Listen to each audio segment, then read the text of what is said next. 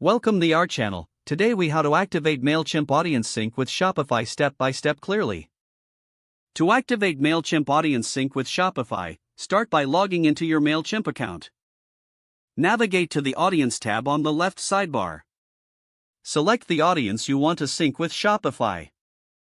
Next, click on the Settings drop-down menu. Choose Webhooks from the options available. In the Webhooks section, click Add Webhook.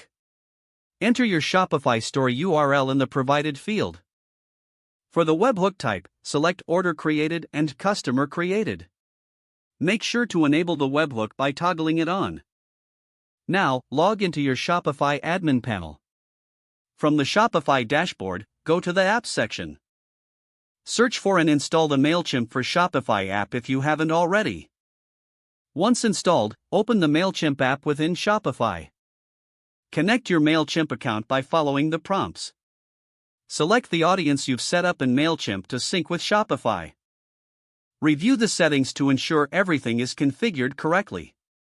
Click Save to finalize the setup. Test the integration by placing a test order in your Shopify store. Check your Mailchimp account to confirm the customer data has been synced.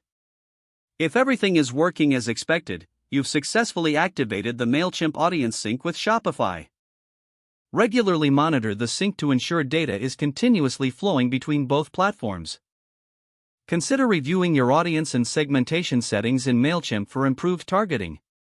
Your Mailchimp audience is now set up to receive valuable insights from your Shopify store.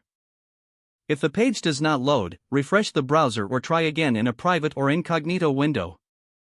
Make sure you are using the correct email address, then retype it carefully to avoid small typos. If your password is not accepted, use the reset option and create a new strong password you can remember. Check your spam folder for verification or security emails, then complete any requested confirmation steps. Enable two-factor authentication if available to improve account security and reduce unauthorized access risk.